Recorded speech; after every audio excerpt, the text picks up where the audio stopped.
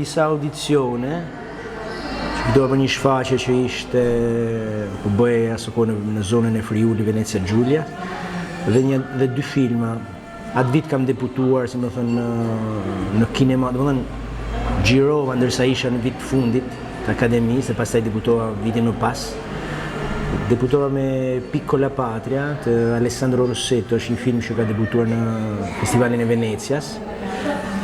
Dhe që shkoj shumë mirë, doli pastaj në kinema, paka shumë paralelisht, dhe më dhënë, ca muaj më vonë, ja 2 muaj më vonë, debutoj një film tjetër që kisha një rol më të vogël, aty isha bashkë protagonist, dhe më dhënë, të Piccola Patria, ndërsa të një film tjetër i regjizori Vittorio Moroni, me Se chiudo gli occhi non sono più qui. Ky film debutoi në Festivalin e Romës, Festivalin e Filmit të Romës. Edhe ky paka shumë kishte një goxha, si më thënë, rezonancë në ambient. Dhe pastaj kam vazhduar të bëj projekte tjera, si aktor kryesisht. Kam bashkëpunuar si pedagog me një shkollë sociale e teatrit që quhet në Messina, në Sicili. Messina e Palmi, që ishte në Kalabria dhe Sicili, kishte 2 sede, si më thënë, 2 pika. Kam vazhduar me shfaqje të ndryshme dhe specializime pas universitare dhe pas post akademike, le të themi, në Perugia me Santa Cristina, që është një qendër teatrore themeluar nga Ronconi, është një ndër regjisorët më të mëdhenj të 900, si më thënë, të teatrit italian, por europian, le të themi. Dhe kam bërë një shfaqje me ta në Piccolo Teatro di Milano, në Chiostro, në ambientin e Oborit. Pastaj kemi debutuar, kam bërë një specializim tjetër, po gjithmonë në atë vit kemi debutuar diku, si mbajmë me data, në Trame d'autore, është një festival teatror të Milanos, gjithmonë aty. Kam bërë një specializim tjetër kjo ishte më parë diku nga 2014 në Paris, gjithmonë mbi Commedia dell'arte, në AIDAS, Académie de l'Arte du Spectacle, se mbaj mend se si quhet denomimi, po është Akademia Internazionale e Artit dhe Spektaklit që është e drejtuar nga Carlo Bozo, një ndër mjeshtrat italian të teatrit të maskës dhe të teatrit antik, domethënë AIDAS që quhet në Paris. Se pata jetu edhe një 5 muaj atje dhe bëm ca shfaqje në ambientet e Parisit aty. Dhe kam bërë disa projekte tani se është kurikulumi, s'di ç'a keq, s'di ç'a të vësh, por ndër më kryesor më përmend si regjisor patëm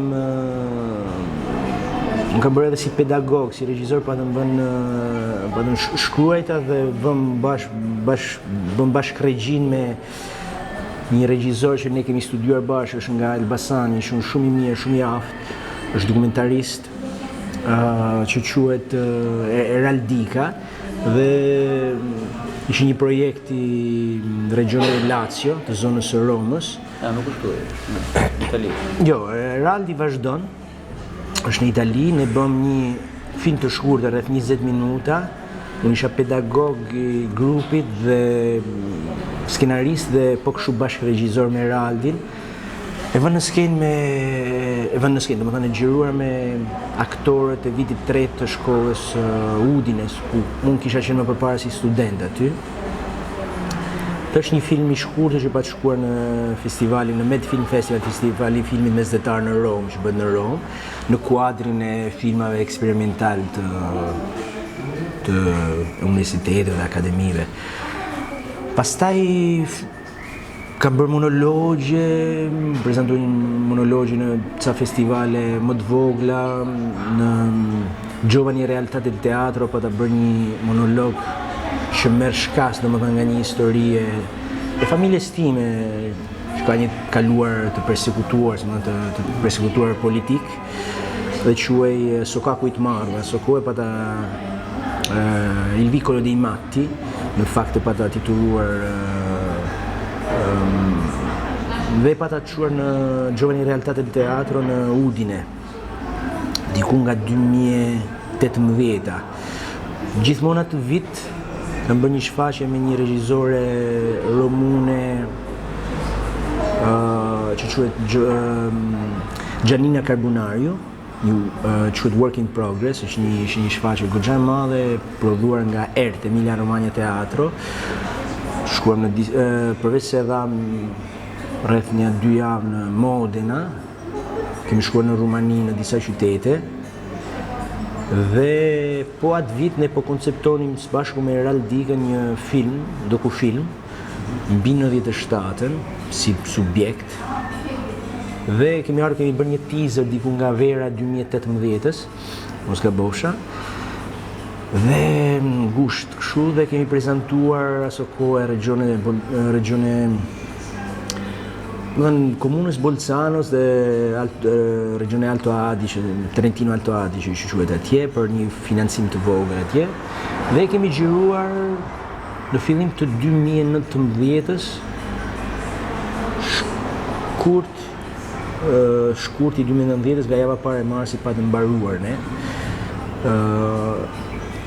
Gjatë kësaj kohë nga bërë gjithmonë shfaqje, nga 1-2 shfaqje në vit si aktor, në Itali. Dhe me atë film, pasi mbaruam xhirimin në Shqipëri, unë rastësisht thash hajde ta provoj prezantoj kurrikulumin në Shkodër, te Teatri Migjeni, dhe po kishin bërë një audicion më përpara, 2 muaj më përpara me një regjisor italian nga Venecia, dhe më thanë është pak keq kjo situatë, sepse unë isha edhe një kod tipik që e kisha lëvruar në disa dhe jam specializuar atë.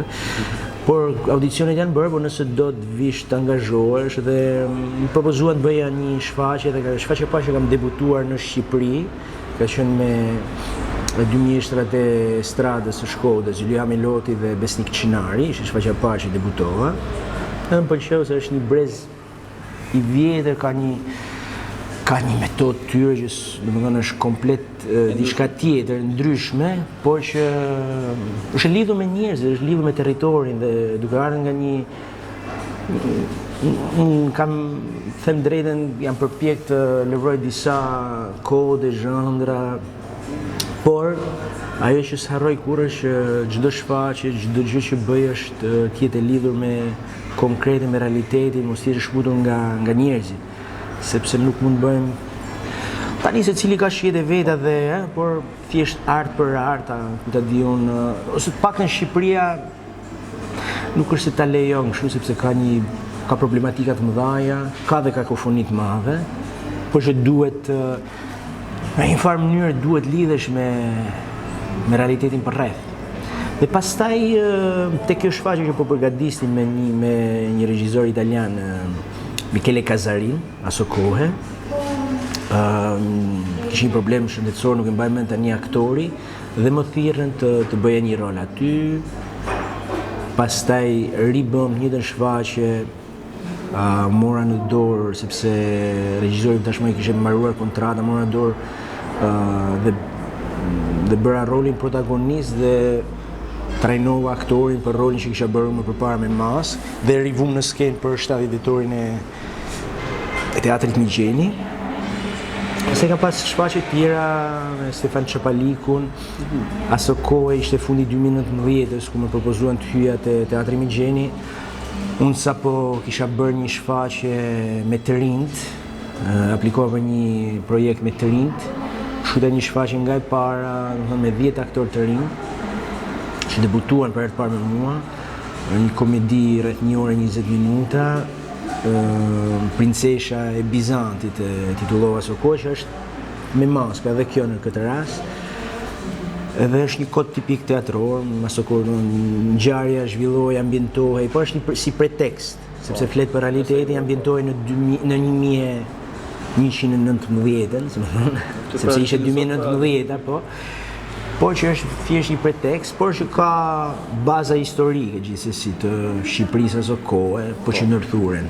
Këndër është një dekalazh, ti zbret historinë në realitetin e sotëm. Pati shumë suksese, pa domethënë një 6 ditë rresh me shkolla dhe me të rritur, Dhe aty më propozuan në dhjetor të 2019 kam hyrë si aktor i brendshëm. Aso kohë drejtoresha dhe kryetaria e bashkisë më propozuan të hyj si aktor i brendshëm. Pastaj ndodhi pandemia, edhe u bllokua. Aty pastaj kam filluar të bëja, ne kishim sa po ishte themeluar si praktik, domethënë bëheshin në festivalet e shkollave, çdo aktor merrte drejtonte një shkollë. Dhe atë vit pata drejtuar një shkollë austriake me një shfaqje tjetër. Një lloj përshtatje Romeo Julieta, si më për ambientin e harrës madhe, një lagje në Shkodër. Dhe jo, pa të shku mirë, fituam shim parë aty. Për të rinë këtë, duket interesant. Po ka dinamika Shakespeare-i, jo më kot është klasik, ka dinamikat që gjenden, rigjenden vazhdimisht në histori. Dhe atë vit pastaj, pas pandemisë u liruam, filluam të bënim gjëra të tjera, që një shfaqje me Kushtrim Bekteshin, që për fat keq unë nuk e çova deri në fund, bëra vetëm 2 javë dhe ata debutuan shpejt sepse u rimbyllën prap teatret dhe bëm vetëm si provë të hapur.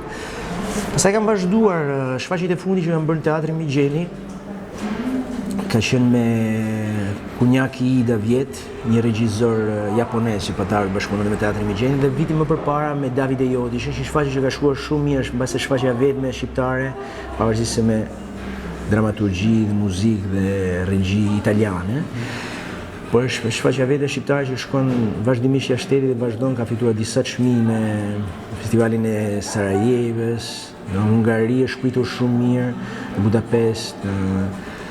Ne kemi shkuar 3 herë në Itali dhe tani po do shkojmë, kemi një turne muajin e dhjetorit, nëntor-dhjetor, do shkojmë në disa qytete në Itali.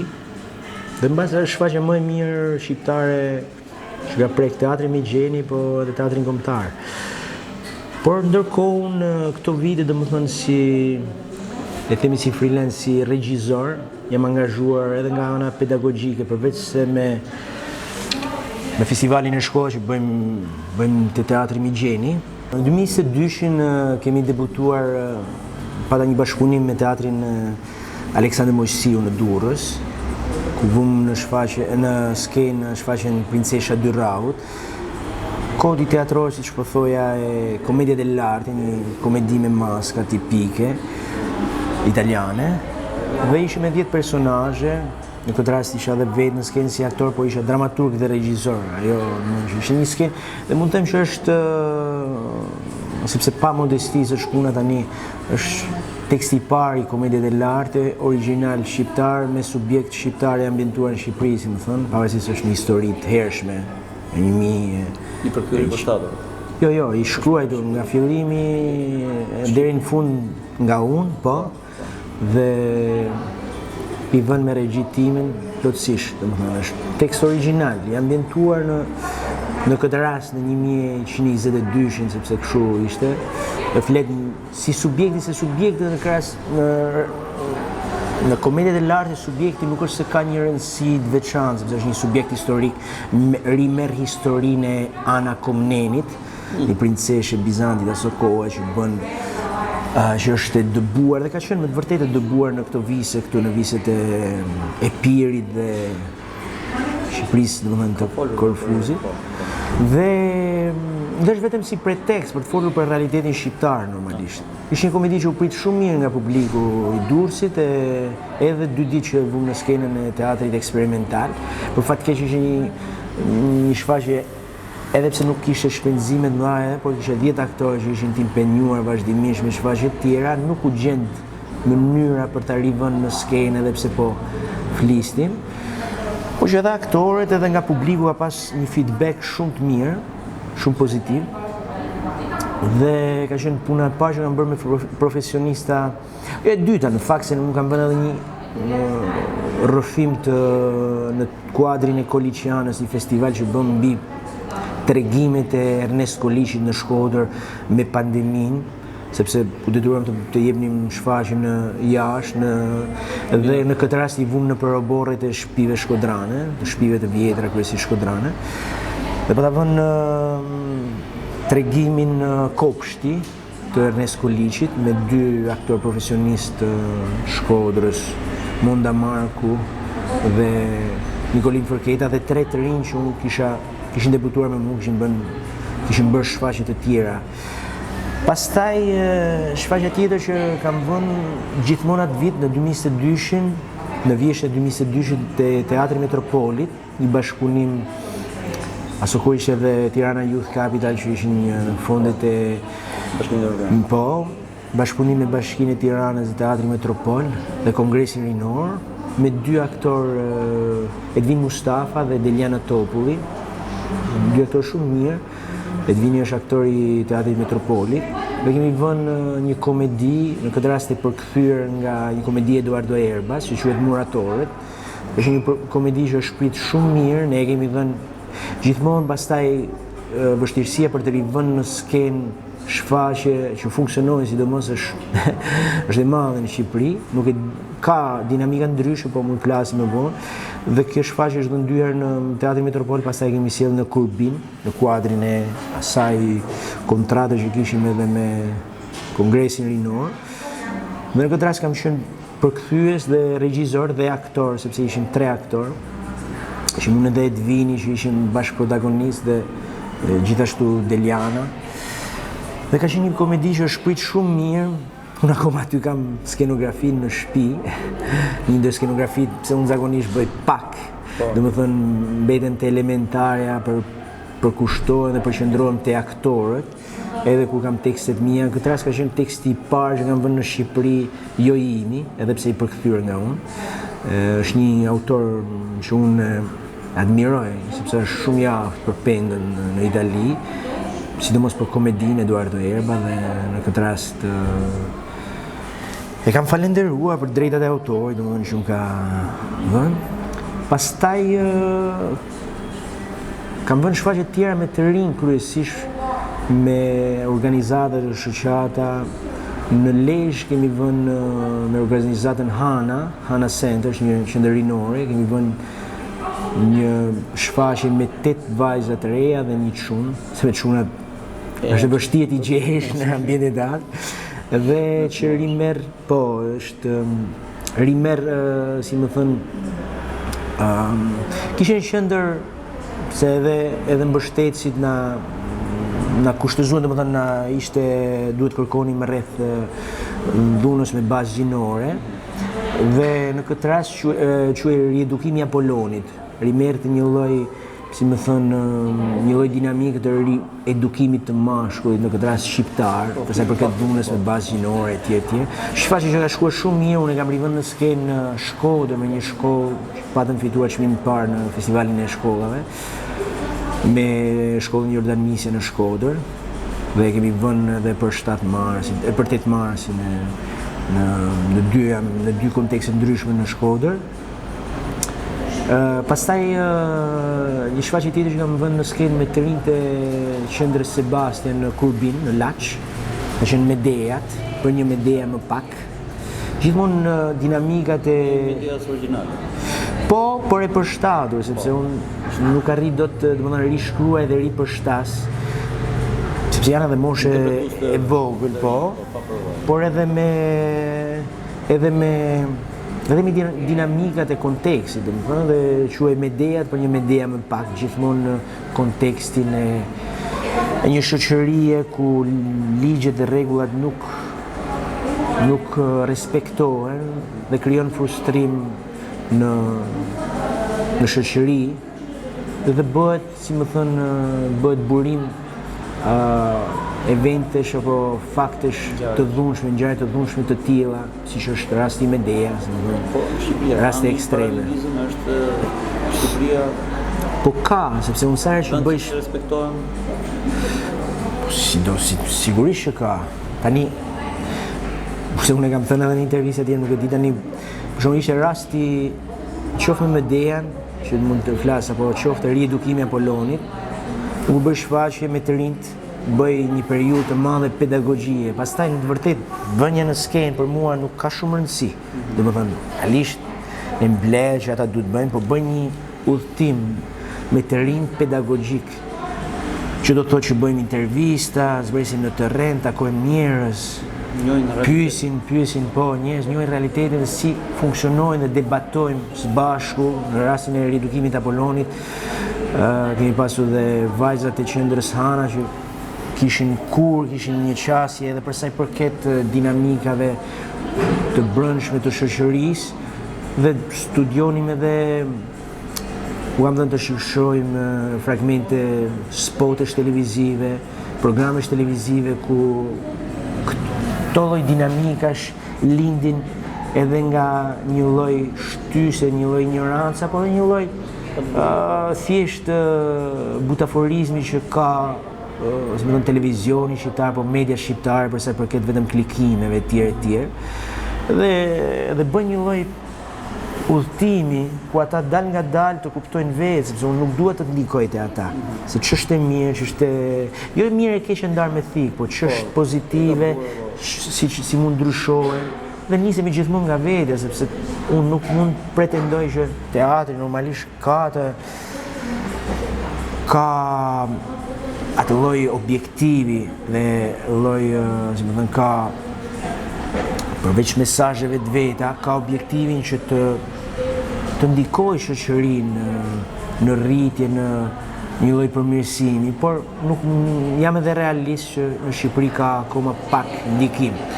Por tek e fundit, sidomos ku punoj me të rinj, ajo që them është që të paktën ai grup 8-9 10 vjet që punojnë me mua, nuk po them që mund të përmirësohen, po kanë më pak premisa për të qenë, si më thënë, po, pastaj ndikojnë të rrethi shoqëror etj. Përveç se ata, shumica dërmuese këtyre aktorëve që kanë punuar se tani në 6 vite që jam në Shqipëri mund të kem kaluar në Shkodër, Laç, Lezhë apo Tiranë, mund të kem punuar me rreth mbi 60 të rinj, edhe me filmin mbi 70 të rinj. Dhe bëjmë një pedagogji që zgjat nga 1 deri në 2-3 muaj ose edhe 5-6 javë, si më thënë, përpara se të vej tamam shfaqjen në skenë, dhe ai është një pretekst thjesht, por mua më intereson pjesa e mëparshme me ta. Dhe në rastin e Medeas, siç më pyete për dinamikat, ai hasin të njëjtat dinamika të tekstit, si në rastin e riedukimit të Apollonit apo të Medeas, gjatë pedagogjisë që bëja me të rinjt, ne lidheshim çdo ditë, kishte lajme për fatkeq të vrasjeve të grave, të dhunimit të grave, dhe për shembull në rastin e riedukimit apo ne kemi futur edhe këto në shfaqje. Në mënyrë ironike, për shembull është një skenë që flet për janë 5 gra të vrara që flasin për se kush i ka vrarë dhe flasin ata në vetë parë, flasin me ironi dhe me humorizëm për ta thyer pak atë gjendje, si më thënë, tragjike për të shkuar te publiku me një formë tjetër, por me një realizëm që flasin dhe janë raste konkrete të marra, nuk kemi përdorur mbiemrin për të mos u identifikuar, si më thënë, më shumë, por kemi përdorur edhe një rast që ka ndodhur gjatë përgatitjes së shfaqjes këtu në Lezhë, një vetvrasje, një grua, për shembull. Dhe kjo plus të rinj në intervistat që kanë bërë vajzat, në intervistat, po dhe ai çunjë, në intervistat që kanë bërë në territor dhe feedbackun, diskutime që bënin mbi intervistat, ata kishin vetë gjatë intervistat që bënin me subjekte që ishin më të mëdhenj moshë dhe është një diçka që sipas meje që këtu, jo këtu, por mund të kategorizohet si teatr social, por që unë e quaj teatr, sepse teatri këtë objektiv ka, si më thonë, përmirësimin e shoqërisë, nëse du ta përgjithësojmë. Se në rastin e Medeas, të paktën 2 raste tjera, po njërin rast që mund të përmend, që ishte rasti i gruas që u mbyt u hodh në bunë, me fëmijët e saj, ndodhi gjatë përgatitjes së shfaqjes. Po kështu kishte një rast tjetër dhune ku një familje e rëndësishme, si më thënë, me ndikim ekonomik dhe politik në një, s'po e them në cilin qytet, kishte ushtruar dhunë mbi, burri vinte nga një familje e tillë dhe kishte ushtruar dhunë mbi gruan dhe gruaja gjende një të njëjtat dinamika të Medeas. Prandaj normalisht klasikët, se këta janë arketipe më shumë se klasike, për shumë Medea, Hamleti, e tjerë janë arketipe që mbesin në teatr, arketipe që por Medea përveç se është arketipi i dramaturgjisë antike të tragjedisë greke, është një arketip i këtyre zonave. Unë duke dim ne tamam, mund të jetë edhe i këtyre popullsive të trojeve ku jetojmë ne. Ne kemi po të gërmojmë, edhe kemi amfiteatro, teatro antike gjithsesi. Prandaj them që është e rëndësishme dhe te shfaqja e fundit për shembull, që kam vënë në skenë dje ishte repriza e tretë që bëm në Rrëshen, pardje, në Rrëshen, ne flasim për dinamika shoqërore që ka në qendër punën në këtë rast, por që gjithmonë lidhemi me realitetin dhe kjo është mbase shfaqja më bashkohore dhe në të njëjtën kohë më realiste për sa i përket aktualitetit që kam vënë në Shqipëri. Gjitha janë të lidhur me aktualitetin, 80-70% e tjerë. Pse në latinisht? Modus operandi. Modus operandi është shfaqja e fundit se po e ripërsëris shumë pa të aplikuar një fondi krijimtarisë të Ministrisë Meki, aso kohë tani sa po ka ndryshuar denominim, quhet me Ministria e Ekonomisë, Kulturës dhe Inovacionit, tani ka ndryshuar me Ministria e Turizmit, diçka të tillë. Modus operandi merr në mënyrë të vepruari, mënyrë të operuari, le themi, që ka të bëjë edhe mënyrën, sepse në qendër kishte puna kërkimore dhe projekti që kisha përgatitur kishte në qendër punën. Dhe në projekt qëllimi ishte dhe e kemi aplikuar, tani po e shpjegoj, të shkonim në kërkim të disa punëve që janë në zhdukje gjithmonë më shumë, punë që në plan të parë duket sikur nuk sjellin shumë zhvillim, nuk japin shumë ekonomisë së vendit, por që janë punë që ushtrohen dhe janë përveç se janë, si më thënë, mbeten jetike për subjekte që i zhvillojnë për njerëzit, por edhe për komunitetin. Pastaj roli i punës së shoqërisë ka qenë si makrotemë, por duke qenë se si më thënë, udhtimi apo procesi i punës i imi është gjithmonë i hapur. Qoftë me filmin që kemi vënë, për shembull, po flas për në Shqipëri, filmi që kemi bërë me Ral Digën, aso kohë që quhet Neverland, dhe ne ishte ambientuar, ishte docu-fiction, ishte ambientuar në 97-ën. Qoftë me këtë shfaqjen e fundit, unë kam një subjekt apo një skenar apo një tekst që e kam fiks dhe e di se çfarë do të bëj, por përpiqem të mos i qëndroj besnik deri në fund, në mënyrë që t'i qëndroj besnik realitetit, të vërtetës në një farë mënyre, sepse më intereson më shumë të vërteta. Por ajo është diçka tjetër, filmi Neverland mund ta shpjegoj nëse vonë, dhe në këtë rast roli i punës së shoqërisë ishte si makrotemë dhe kërkuam, kemi bërë rreth 40 intervista me njerëz banor të zonës, Lezhës, Kurbinit, disa edhe nga zona Mirditës, 2 subjekte, por kemi në një moment ndjem edhe nevojën, sepse qendra e punës së Shqipërisë, motori është Tirana. Ndjem nevojën të shkojmë në Tiranë dhe shkuam në Tiranë. Dhe ishte edhe në plan, në projekt që të bënim disa intervista me pjesën, me ata njerëz që bëjnë punë apo për profesione të ndryshme, janë lidhur edhe me zhvillimin ekonomik të teknologjisë e tjerë. Por ndërkohë që unë po bëja këtë shfaqje, ndodhi që mua më pushuan nga puna padrejtësisht, si më thonë, unë e konsideroj padrejtësisht dhe tani do e ndjek në mënyrë ligjore, në teatrin ku punoj, në teatrin Migjeni, dhe fakti që unë si regjisor apo grupi jonë i punës që po kërkonim rreth rolit të punës dhe punës, po bën një shfaqje mbi punë dhe mua më pushuan nga puna, tash më isha i pa punë, ndikoi dashi pa dashje dhe edhe ne kishim llogaritur që 20% do ja dedikonim edhe punës së artistëve të rinj, si më thënë, mbijetesë, mënyrë se si mbijetojnë, ajo u zgjerua pak më shumë, si më thënë, mori, sepse ishte vetvetiu, ishte tashmë një nga temat që hynte, dhe kështu lidh me realitetin dhe modus operandi ka disa kuptime që du t'i zbuloj tani në kuptimin, por është nga mënyra e vepruarit, është nga mënyra e punuarit, por një ndër gjërat është edhe modus operandi përdoret në kriminalistik, mënyra e vepruarit e kriminalit, për sa i përket dhe indicjet që lë pas. Dhe ka shumë kuptime, nuk është mirë të shpjegojnë këtë mënyrë, por me që më pyetet. Dhe kjo ishte për sa i përket titullit. Por fillimisht ka qenë vetëm titull provizor, por që e mbajtem sepse kështu ishte lidhur në konceptimi e mbajti, si më thënë, temat e qëndronte ajo që ne sollëm në skenë në fund. Atëherë, sa vështirë është për ju që t'jeni dhe regjisor dhe aktor në të njëjtën shfaqje, si në rastin e filmit? Po, është shumë e vështirë të jesh regjisor dhe dramaturg i shfaqjes, po dhe aktor. Unë në 3 shfaqje që kam vënë në skenë, 4 shfaqje që kam vënë në skenë me profesionistë në Shqipëri, jam detyruar të hyj edhe si aktor, sepse për dinamika në Durrës, për shembull, ishin një grup shumë i madh dhe nuk arritëm të gjenim një aktor, sepse disa aktorë të trupit ishin zënë, ishin një grup i madh, 10 aktorësh. Po kështu në këtë rastin e fundit parashikoj të hyja më pak.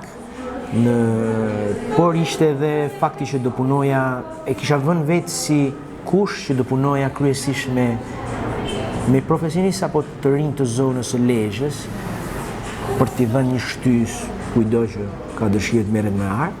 Në këtë rast kishim një profesioniste, Loredana Xheçi, që ishte shtyll kollonë e shfaqjes gjithsesi, është profesioniste e afirmuar tashmë me kohë.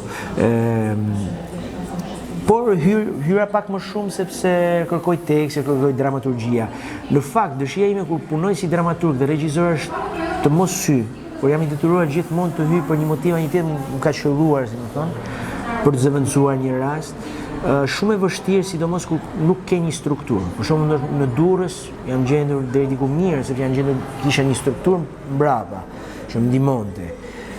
Në Shkodër, në rastin e Koliçianës ishte një strukturë dhe ishin shfaqje deri diku mini shfaqje, si ishte 35 minuta, 40 minuta shfaqje, kopshti. Por në këtë rast, apo në rastin e Muratorët, ka qenë e vështirë sepse si çdo gjë, si çdo punë në Shqipëri tani, se nuk është puna për ashtu, ka dinamikat e veta, po. Dhe duke mos pasur një strukturë, dhe çfarë nuk kuptojnë në strukturë. Të kesh një teatr ku ke figurën e skenografit, figurën e light design për ndriçimin, e fonisë, e tjerë. Qoftë edhe kostumisës, kostumografës, jam gjithmonë është shumë e vështirë.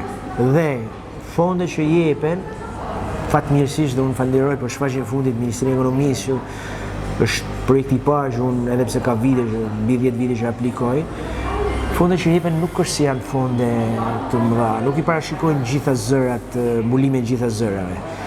Dhe është shumë e vështirë sidomos pas shfaqjes. Çfarë do të thotë? Ti bën një shfaqje, ose ne bëjmë një shfaqje, tani që sapo e dham, është e freskët, shfaqja e fundit, repriza e fundit ishte para 2 ditësh, dhe e kemi çuar në 3 qytete, Lezhë, Tiranë dhe Rrëshën. Sidomos unë tentoj t'i çoj në qytete ku shkon më pak arti. Për shembull, kam dhënë Medeja dhe kam çuar në Rrëshën, në Rrogozhin, në Kurbin, sepse me të vërtet besoj në këtë gjë. Ka teatr Rrogozhina? Nuk ka, po ka një pallat kulture, por edhe për këtë fakt ju pyetet a ka teatr. Dhe për të ndikuar sa do pak në rinin atë, sepse janë qytete, janë zona që po shpopullohen. Dhe kam tentuar më shumë të bëj një shfaqje më shumë, ta çoj në një qytet ku arti prek shkon më pak, si më thonë, dhe të ndikoj se sa të bëj një shfaqje 2 apo që të 3 shfaqje rresht në Tiranë dhe ta mbyll aty, do kisha edhe më pak probleme, si më thonë, për sa i përket kokçarje dhe mund të kurseja edhe me lekë më shumë, por kam preferuar gjithmonë të bëj dhe struktura ndikon dhe pas shfaqjes vjen gjitha dinamika dhe zmadhohen probleme që hasin artistët e rinj, aktorët, qoftë regjisorët, sepse ti bën një shfaqje që bën 3, 4, 5 herë dhe pastaj nuk qarkullon dot më. Sepse qërat, po, si the? Kur vjen në formë, domethënë. Po, dhe shëna. Sepse pikërisht, dhe unë jo më kote theme përsëris disa herë, edhe në intervista po në grupe kur punoj. Zakonisht në Itali, ne nga shfaqja 5 fillon edhe merr veten shfaqja. Në shfaqja 5. Ne këtu për një vjetë të mirë menduar. Ka nevojë për po, ka nevojë për burokraci, më pak burokraci, ka nevojë për një mbështetje totale, sepse nuk është e mundur që një shfaqje vje falas dhe ti të kesh burokraci, të marrësh leja ndej, të kërkosh apo të t'jepet me qira një sa kur ti ofron diçka për qytetin, është falas, me hyrje të lirë. Nuk është e mundur ose edhe kur bëhet me bilet, që t'jepen qira se nuk përballohet dot. Ja po flas konkretisht, marrim shifra. Nëse një qira minimalisht kushton 100.000 lekë. 100.000 lekë vjetra, ose 10.000 lekë të reja. Nëse një bilet shkon te 5.000 lekëshi, por nëse do ta bësh atë për trin, do ta ulesh, është e trisht, sepse 5.000 lekë janë 5 kafe, si më thon sot. Dhe nëse ti ta japësh 10.000 lekë të reja, do të thotë që ti ke hequr të paktën 20 bileta. Me 20 bileta, me një grup 3-4 aktorësh apo dhe një teknik ndriçimi etj. Imagjinoj se çfarë kosto e ka një shfaqje dhe nëse të vinë ti po jep këtë 2-3 neta, bigan mesatarisht 50-60 është e mirë, në rastin më të mirë, nëse jep çfarë do lloj qyteti, po 3 herë se jep askund. Çfarë fitimi mund të ketë, duke llogaritur që ke një spostim, duke llogaritur që nëse është larg qyteti, për shembull në Vlorë, a do kesh një akomodim apo jo, hajtë se po kthehesh gjatë gjithë, jo nafta, jo impenjimet, se aktorët kanë angazhime ndryshme dhe një aktor se lë dot një impenjim që mund të ketë me një X televizion, një X diçka, një impenjim, për sa mund të ketë, si më thon, hyrje ekonomike për një shfaqje që mund të ketë 30. Si mendoni ju, si mund të zgjidhet kjo pjesa e vështirë e aktorëve sot? Të rinj apo në moshë mesme edhe të vjetrit, se edhe aktorët e vjetër po themi po marr rastin Viktor Zhusta. Po. Një shfaqje, 2 shfaqje maksimumi. Edhe pse janë ta filmuar 3 bicka etj. Si mund të zgjidhet kjo? Patherë, shiko, Tirana ka një mënyrë tjetër, përsa përket ka një lloj publikut, ka shumë mënyra se si mund të zgjidhen, ka shumë mënyra. Tani e para që do ishte që të zgjidhin, gjëja e parë që duhet zgjidhin, duhet ishte për një status të artistit në Shqipëri, shumë e trisht. Mua sapo më kanë pushuar nga vetëm aktor apo aktorë dhe artistë, sepse nuk është e mundur që unë të flas vetëm për aktorë, sepse kjo duke mbyllur secili te oborri vet, kjo është shumë e trisht. Po muzikante, për shembull, një muzikant studio për vite me radhë një instrument dhe nuk është edhe vetë si aktor apo si regjisor.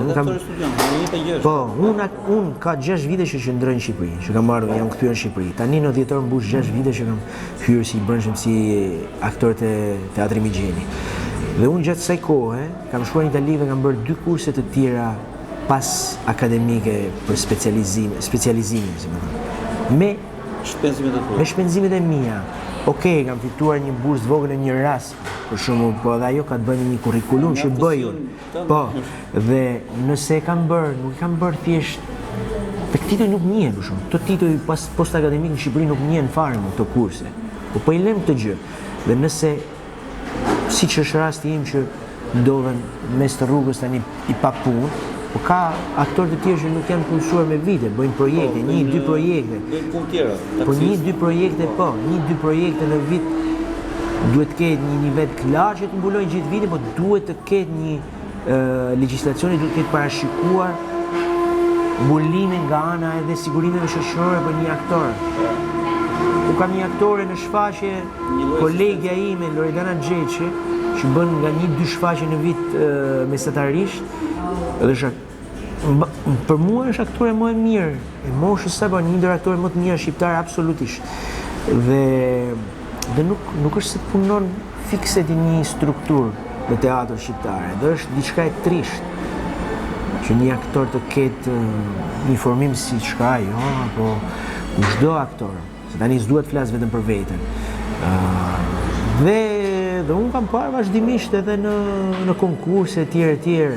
Unë kur vër kurrikulumin, tani do flas pa dorash edhe pa modesti, me universitetin, 5 vite që kam bërë në La Sapienza në Romë dhe Akademinë në Udine, lë gjithë kurset pas universitare nga 4-5 mujore, i lë gjitha 4-5 kurse që kam bërë dhe kurrikulumin me shfaqje dhe filma të ndryshëm, apo si regjisor tekste dhe për. Unë shoh njerëz që më parakalojnë në aplikime, në struktura, që hyjnë në struktura, që marrin fonde e tjerë, që jo vetëm nuk kanë eksperiencën e duhur apo kurrikulumin e duhur, dhe nuk bëjnë asgjë për komunitetin, shfaqje që nuk bëjnë asgjë për komunitetin, por shpeshherë nuk i japin as fare ato shfaqje, mbledhin në një mënyrë po them butaforike, sepse ashtu është, bëjnë foto, video, nuk i çojnë as deri në fund projektet, sa për të thënë se bëjnë shfaqje. Dhe kjo është shumë e trisht. Ka aktor, regjisor që dedikohen dhe bëjnë projekte që kanë një rezonancë në publik. Dhe publiku për shembull në Tiranë na ka mirëpritur, kishte nevojë. Shfaqja që kemi dhënë me datë 29 në Tiranë, kishte nevojë të bëjnë një debat pas shfaqjes. I shumë nga Shkodra tha, po unë tani dua të flas për shfaqje, dua të flas për këto dinamikat shoqërore që ju flisni. Në skenar, apo është ndodhe në botë, shumë në Itali që duhet të ketë një rezonancë, duhet të ketë një takim me publikun, duhet të ketë një takim, e di se këtu nuk ka kritik, po me një gazetar kulture, një takim, duhet të ketë një fond para caktuar, duhet të ketë, nuk ka gazetar kulture, po që nuk u jepet hapësirë, akoma ka njerëz që shkruajnë mbi teatrin, qoftë edhe pse duket se dhe strukturat duhet të angazhohen, sepse ndryshe edhe me për shembull në Lezhë, më thonë nuk ka publik, por publiku formohet. Të rinj që ne kemi formuar në vite në Shkodër me festivalet e shkollave që janë afruar teatrit. Pse është i larguar publiku? Nuk e di se është e larguar, sepse nëse ti bësh shfaqje thjesht për të bërë shfaqje, ku nuk u flet njerëzve, ne tek kjo shfaqje e fundit flasim për të bërë një shfaqje që njerëzit i bën të identifikohen, që prep problematikat e tyre. Natyrisht me humor, ironi dhe gjëra ndryshe, jo vetëm me viktimizëm, se s'është ajo për sepse realiteti është shumë i trisht dhe ne duhet ta ngrejmë në një nivel tjetër artin, që mos bëjmë pamflet apo mos bëjmë thjesht gazetari. Por duhet prekim problematika që prekin njerëzit. Dhe te kjo shfaqje e fundit, njerëzit e Tiranës për shembull ndjen nevojën që të diskutojnë. Ne u ndalëm, flisnim me publikun, me njerëzit që kishin ardhur, edhe për t'i falenderuar, sepse për fjalët e mira që më na thonin, por edhe për ta çuar pak më tej atë feedback, jo thjesht vetëm si shfaqje. Sepse teatri ka lindë edhe me këtë mision. Fillimisht teatri lind për të mbledhur polisin, popullin, për të mbledhur i lëm këto pastaj tjerat katarsisin e tjerë i lëm, por ata mblidheshin në një kodër fillimisht pa u krijuar, por edhe nevoja që si lind teatri është nevoja për të vënë një mas, siç gërmoni një kokën, si më thënë, apo skeleti një kafshë të egër dhe e vinin këtu dhe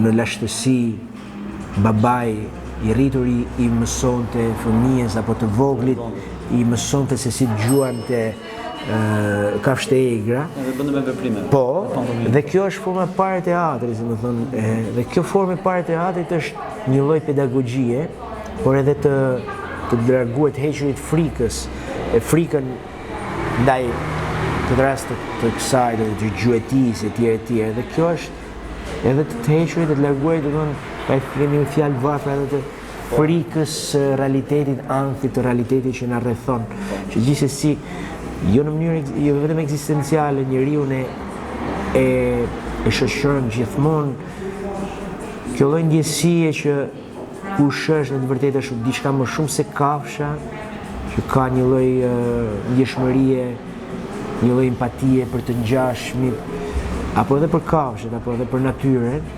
sepse ka diçka më tepër që bën të mendoj, që të reflektoj mbi realitetin që e rrethon. Jemi në fund bisedës, se mund të kishim zgjatur edhe më shumë, mendoj që është momenti për të dhënë një mesazh.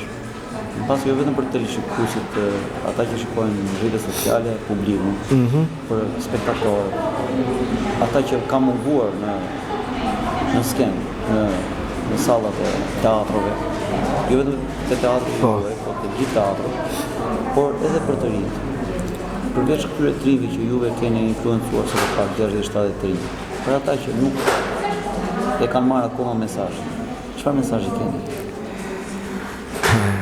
Artur, ndërkohë të falenderoj për ftesën, edhe më falë se mbase jam zgjatur. Zakonisht them që nuk jam partizan i mesazheve, sepse mundohemi të flasim me shfaqjet por në radhë parë mesazhi kryesor, se ftesa kryesore do ishte të shkojnë në teatr, por edhe të përzgjedhin. Mos shkojnë thjesht në teatr për të kaluar, edhe të përzgjedhin ato që shohin, edhe filmat edhe teatrin, por të ushqehen me art në radhë parë. Sepse ne flasim edhe shfaqja fundit diferencës mes artit dhe kulturës. Dhe citojmë edhe një autor italian që quhet Ennio Flaiano, që thot arti është një investim kapitalesh, ndërsa kultura një alibi. Dhe arti është diçka që të ndikon, të ushqen në kohë të zgjatur, ndërsa kultura thjesht është një eventi, promovim libri apo çfarë do lloji që nuk ka një rezonancë.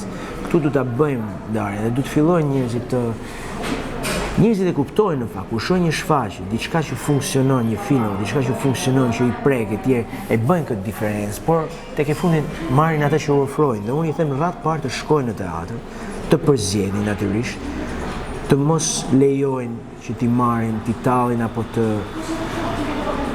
le themi t'i trajtojnë me një lloj lehtësie, të bëjnë diferencës mes VIP-it, si më thënë, në thonjza televiziv apo të njerëzve që ja lejojnë vetes të bëjnë çdo gjë që nga televizioni, gazetaria etj. Dhe nuk kanë përmbajtje, dhe njerëzve që dedikohen dhe